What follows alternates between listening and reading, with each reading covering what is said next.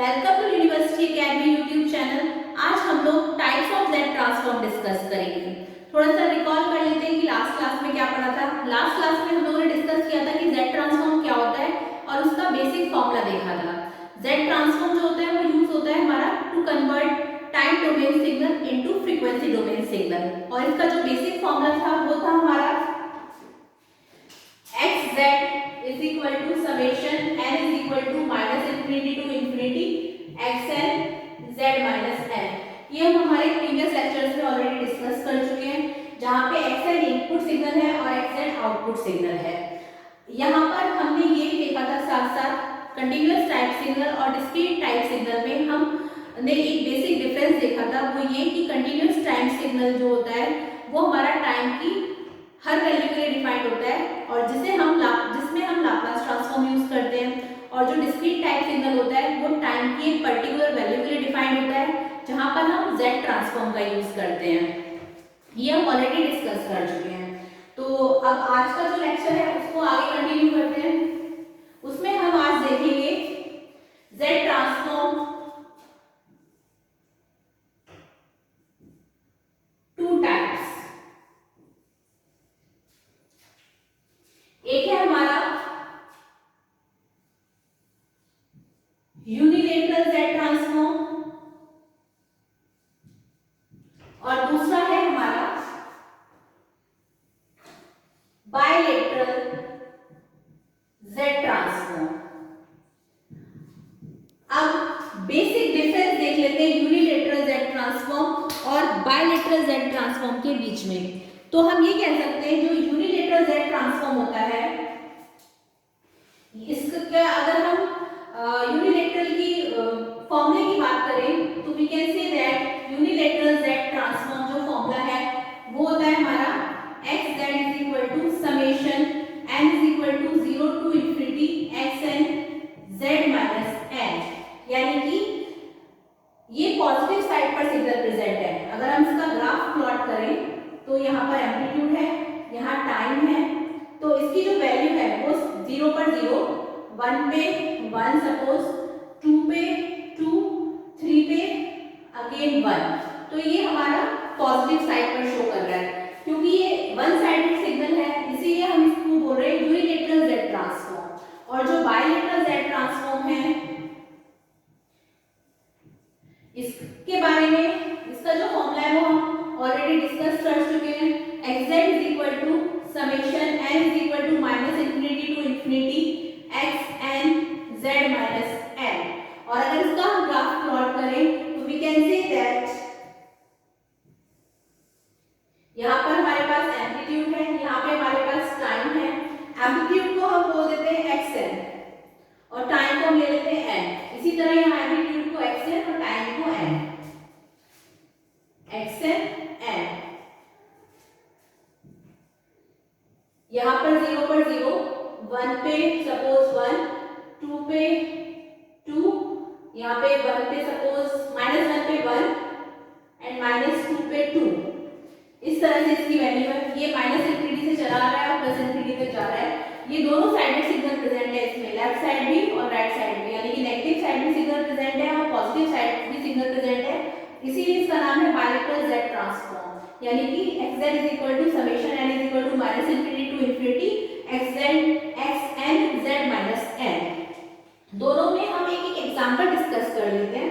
इसको मैं रफ कर देती हूँ। इसमें बेसिक मुझे आपको इसका फॉर्मूला बताना था कि यूनिलेटरल जेड ट्रांसफॉर्म का क्या फॉर्मूला होता है और बायलेटरल जेड ट्रांसफॉर्म का क्या फॉर्मूला होता है। अब हम यहाँ पर ये देखेंगे, इन दोनों के एग्जांपल्स डिस्कस कर लेते हैं। तो इसे रफ कर देते हैं।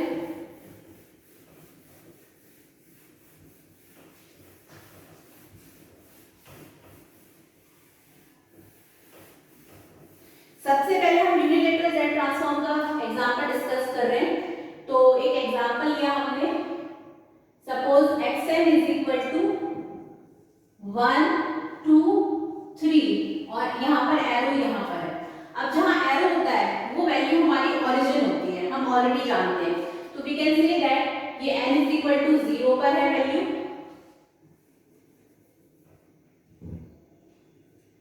ये n इज इक्वल टू 1 पर वैल्यू है, ये n इज इक्वल टू 2 पर है। तो हम कह सकते हैं कि जब n 0 है x0 की वैल्यू है हमारी 1। इसी तरह जब n 1 है तो x1 की वैल्यू है हमारी 1 पे 2। इसी तरह जब n हमारा 2 है तो x2 की वैल्यू है 2 पर 3। बस यहाँ पर ये बता क्वेश्चन में ये दिया हुआ है कि xn इज इक्वल टू 1 2 3, ये वैल्यूज हमारे पास गिवन है और एरो जो है वो 1 पर है, तो जहाँ एरो है वो वैल्यू हमारी ओरिजिन है। तो हम कह सकते हैं n जब 0 है तो वैल्यू 1, 1 है तो 2, 2 है तो वैल्यू 3 है। ठीक है, अब ये तो बेसिक बात हो गई। अगर हम इसका फॉर्मूला लिखें तो हम ये कह सकते हैं कि xz is equal to n is equal to 0 से लेकर के प्लस इंफिनिटी तक वैल्यू जा रही है xn z माइनस n। और अगर हम इसकी टर्म्स में इसकी वैल्यू को लिखें तो we can write like this, n is equal to 0 तो है, 0 से लेकर के n इज इक्वल टू 2 तक वैल्यू जा रही है प्लस 2 तक, तो ये हो गया xn z माइनस n। और अगर हम इसे ब्रीफ में ओपन करके लिखें तो हम लिख सकते हैं जब x 0 है तब जब n की वैल्यू हम 0 रख रहे हैं तो x0 z minus 0 plus n की वैल्यू 1 रख रहे हैं तो x1 z minus 1 plus n की वैल्यू 2 रख रहे हैं तो x2 z माइनस 2। इसे हम लिख सकते हैं x0 पर वैल्यू हमारी है 1 तो 1 z माइनस 0 प्लस x1 है हमारा 2 z माइनस 1 प्लस x2 है हमारा 3 z माइनस 2। ठीक है, और z की पावर 0 हमारा 1 होता है, यानी कि z की पावर माइनस 0 को हम लिख सकते हैं 1 अपॉन z0 और ये हो गया 1 बाय 1 यानी कि 1। तो हम इसे लिख सकते हैं 1 plus 2 z inverse plus 3 z minus 2। अब हम इसे लिख सकते हैं 1 plus 2 upon z plus 3 upon z square, ये हम इसकी वैल्यूज लिख सकते हैं। ठीक है, तो ये है हमारा, इसको हमने ब्रीफ में ओपन कर दिया है, xn की जो वैल्यूज गिवन थी 1 2 3 उन्हें। अब यहाँ पर हम ये कह सकते हैं कि ये जो हमारा पूरा आया है ये हमारी वैल्यू है किसकी, xz की, ये सभी हमारा xz है।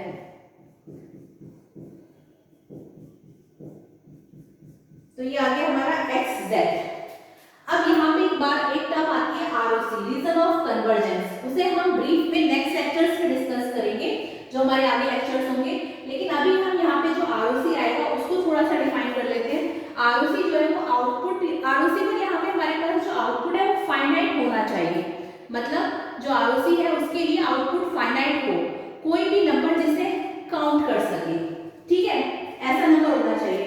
सपोज अगर हम यहाँ पर पहले तो हम ये देख लेते हैं z क्या है, ये z जो है वो हमारे पास where z is equal to complex number है, कोई भी कॉम्प्लेक्स नंबर है जिसमें हमारे पास कॉम्प्लेक्स नंबर या फिर कॉम्प्लेक्स वेरिएबल कुछ भी आप कह सकते हैं, मतलब z के अंदर रियल पार्ट भी है और इमेजिनरी पार्ट भी है।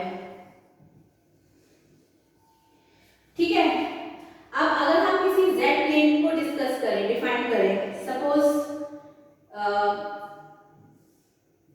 इसे रफ कर देते हैं। इतना आपको याद रखना है कि z जो है वो कोई कॉम्प्लेक्स वेरिएबल है जो जिसमें रियल पार्ट भी और इमेजिनरी पार्ट भी। ठीक है, तो अभी हम इसका ग्राफ प्लॉट कर लेते हैं, यानी कि हम z प्लेन देख लेते हैं जिसमें हमारे पास ये रियल इमेज है, रियल एक्सिस है, ये इमेजिनरी एक्सिस है और ये हमारा z प्लेन है। ठीक है, अब यहाँ पर ये रियल हो गया, ये इमेजिनरी हो गया और ये पूरा हमारा जो है ये z प्लेन है। अब जो ROC है, ROC is a part of plane, ROC इस प्लेन का एक पार्ट है, तो हम ये कह सकते हैं कि यहाँ पर ROC हमारा क्या आना चाहिए वो हम डिस्कस कर लेते हैं। सपोज ऊपर मैं समझा देती हूँ, इसे रफ कर देते हैं, इसके लिए नहीं है। सपोज मैं z की जगह 0 रख रही हूँ, यहाँ पे z की जगह अगर हम 0 रख रहे हैं तो हमारे पास जो वैल्यू आएगी वो आएगी x0 is equal to 1 plus 2 by 0 plus 3 by 0 का स्क्वायर 0 ही हुआ, तो वी कैन से दैट 0। और हम जानते हैं anything is divided by 0 comes infinity, anything is divided by 0 comes infinity. तो हम कह सकते हैं 1 प्लस इंफिनिटी आएगा, इसे हम बोल सकते हैं इंफिनिटी। ठीक है, जब हम z की वैल्यू को 0 रख रहे हैं। अब हम z की वैल्यू को 1 रखते हैं, तो z की वैल्यू जब हम 1 रखते हैं तो हमारे पास आएगा x1 is equal to 1 plus 2 by 1 plus 3 by 1 square means 1, तो ये आ जाएगा 6, मतलब एक फाइनाइट वैल्यू आ रही है। z को जब 0 रख रहे थे तो इनफाइनाइट वैल्यू आ रही थी, z को जब 1 रख रहे हैं तो एक फाइनाइट वैल्यू आ रही है। ठीक है, इसी तरह z को जब हम 2 रखते हैं तो हमारे पास वैल्यू आती है x2 is equal to 1 plus 2 by 2 plus 2 का स्क्वायर मीन्स 4, यानी कि 1 प्लस 1 बाय 2 इट मीन्स 2.5, यानी कि ये भी एक फाइनाइट वैल्यू आ रही है। नीचे का पार्ट रफ कर देते हैं ये वाला।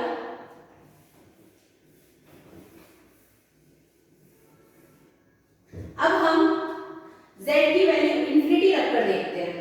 जब हम z को इनफाइनाइट रख रहे हैं तब हमारे पास क्या वैल्यू आ रही है, x इंफिनिटी रखने पर ये वैल्यू आ रही है 1 plus 2 by infinity plus 3 by infinity का स्क्वायर, इट मींस इंफिनिटी, तो ये आ जाएगा। और जब हम किसी को भी इंफिनिटी से डिवाइड करते हैं तो हमारे पास 0 आता है, तो हम कह सकते हैं 1 प्लस 0, ये आपको याद रखना है। जब भी हम किसी भी नंबर को इंफिनिटी से डिवाइड करते हैं तो 0 आता है, तो ये आ जाएगा 1, मतलब एक हमारे पास फाइनाइट वैल्यू आ रही है। तो हम ये कह सकते हैं कि z इज इक्वल टू 1 रखने पे भी फाइनाइट वैल्यू आई, 2 रखने पे भी फाइनाइट वैल्यू आई और इंफिनिटी रखने पे भी फाइनाइट वैल्यू आई। बस z इज इक्वल टू 0 रखने पर हमारे पास इनफाइनाइट वैल्यू आ रही है। यानी कि अगर हम इसका ROC हम डिस्कस करें तो ROC में हमारे पास एक फाइनाइट वैल्यू होनी चाहिए, तो हम ये कह सकते हैं कि सभी पॉइंट्स पर फाइनाइट वैल्यू आ रही है, लेकिन z इज इक्वल टू 0 पर हमारे पास इनफाइनाइट वैल्यू आ रही है, जो कि हम यहाँ पर ये बोल सकते हैं कि ROC यहाँ से हमारे पास क्या निकलेगा, full plane except z equal to 0 cause we get finite value। हमारे पास फाइनाइट वैल्यू आ रही है in full plane except z equal to 0, तो ये हमारा ROC है। मतलब हमारे पास क्वेश्चन ये था xn, हमने इसे सॉल्व करा, xz की वैल्यू आ गई, वहां से हमने ROC फाइंड आउट कर लिया और ROC का हमने प्लेन भी देख लिया। तो ROC हमारी आ रही है full plane except z is equal to 0। ये हमारा ये एग्जांपल सॉल्व हो गया। एक और एग्जांपल देख लेते हैं। ये एग्जांपल था हमारा यूनिलेटरल z ट्रांसफॉर्म का, यूनिलेटरल z ट्रांसफॉर्म का डिस्कस किया है हमने। अब एक हम बायलेटरल का डिस्कस कर लेते हैं, इसको रफ कर देते हैं। आई होप आपको ये समझ में आ गया होगा। इसमें आपको कुछ नहीं करना है, सबसे पहले जो एरो है, क्वेश्चन इस तरह से दिया होगा, जो एरो है उसमें वैल्यू हमें देखनी है, जहां से एरो शुरू हो रहा है वो 0 है, बाकी वैल्यूज के अकॉर्डिंग हम देख लेंगे और उसके बाद फॉर्मूले में रख के वैल्यूज आ जाएंगी और फिर 1 बाय 1 करके वैल्यूज को इस तरह से देख लेंगे और लास्ट में हम ROC फाइंड कर लेंगे और उसका z प्लेन ड्रॉ कर लेंगे। तो ये है हमारा यूनिलेटरल z ट्रांसफॉर्म का एग्जांपल। अब हम एक बायलेटरल z ट्रांसफॉर्म का एग्जांपल देख लेते हैं, इसे रफ कर देते हैं।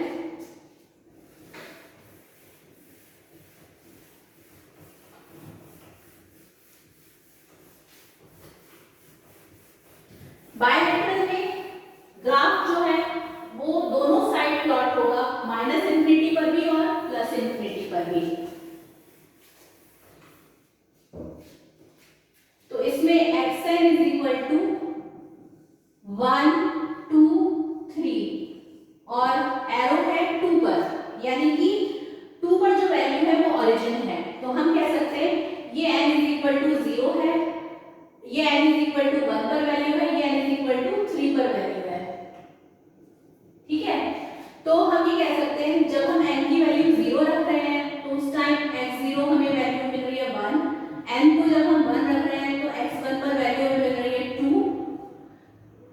थोड़ा सा इसे अच्छे से समझ लेते हैं। जब हम n की वैल्यू को 0 रख रहे हैं तो x0 पर वैल्यू हमें मिल रही है 2, यहाँ 1 नहीं है, यहाँ 2 है। इसी तरह जब हम n को, अच्छा हाँ, यहाँ पे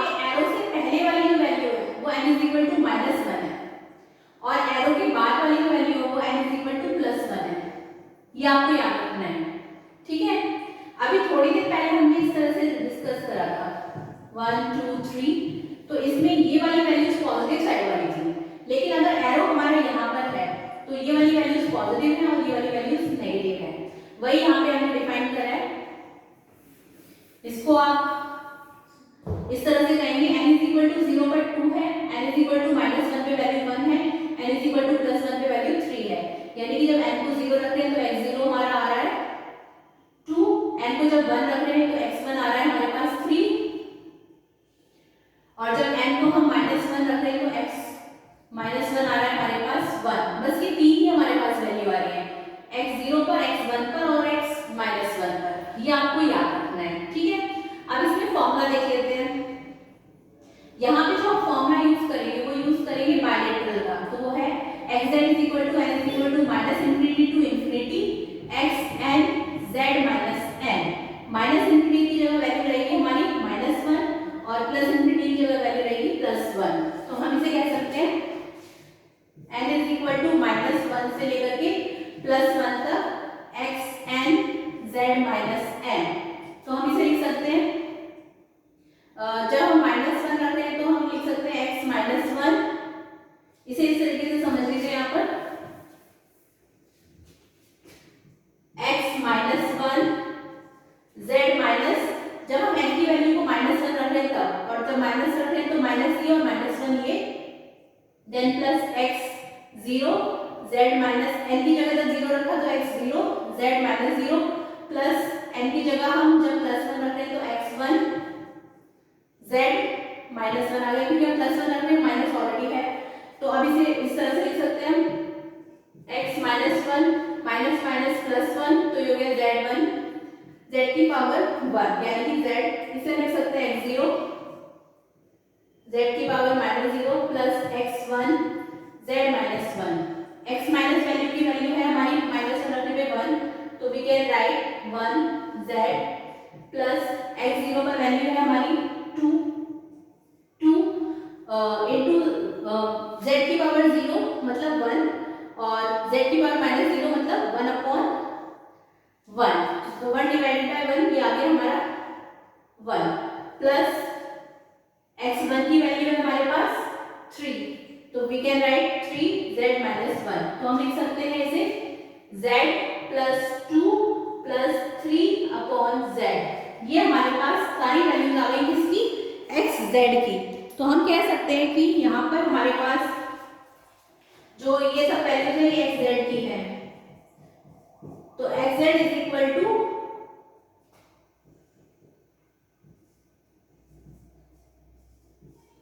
z प्लस 2 प्लस 3/z। ये वाला पार्ट रख कर देते हैं, इसकी कोई नीड नहीं है। अब हम इसमें देख लेते हैं कि हमारे पास ROC क्या है। तो ROC हम जानते हैं कि ROC कोई भी फाइनाइट वैल्यू हो जिसे हम काउंट कर सकें। तो हम पहले यहाँ पे इसमें वैल्यू रखकर देखते हैं।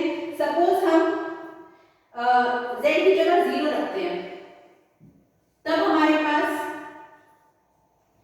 x0 आ जाएगा। यहाँ z की जगह 0 रखा तो ये आ गया 0 प्लस 2 प्लस 3/0 मीन्स इंफिनिटी, यानी कि ये वैल्यू हमारे पास आ जाएगी इनफाइनाइट वैल्यू, मतलब z0 रखने पर हमारे पास इनफाइनाइट आ रहा है। अब हम z की जगह 1 रखते हैं, z इज इक्वल टू 1 रखने पर ये आ जाएगा x1, यहाँ पे 1 प्लस 2 प्लस 3/1, यानी कि आगे हमारे पास 1 प्लस 2 प्लस 3 यानी कि 6, मतलब ये कोई फाइनाइट वैल्यू आ रही है, ठीक है। अब हम यहाँ पे z की जगह इनफाइनाइट रख लेते हैं, तब हमारे पास वैल्यू आएगी x infinity is equal to infinity plus 2 plus 3/इंफिनिटी मतलब 0, बट ये वैल्यू आ जाएगी इंफिनिटी, यानी कि z इज इक्वल टू 0 रखने पर इनफाइनाइट आ रहा है और z is equal to infinity रखने पर इनफाइनाइट आ रहा है। तो अब इसकी ROC क्या है वो डिस्कस कर लेते हैं, इसे रफ कर लेते हैं।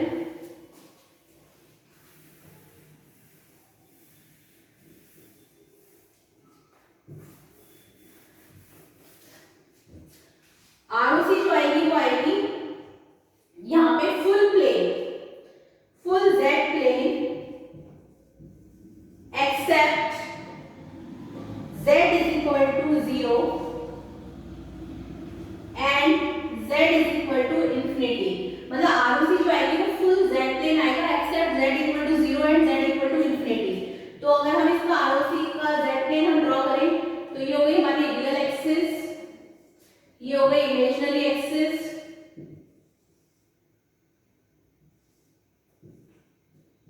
और ये z प्लेन है।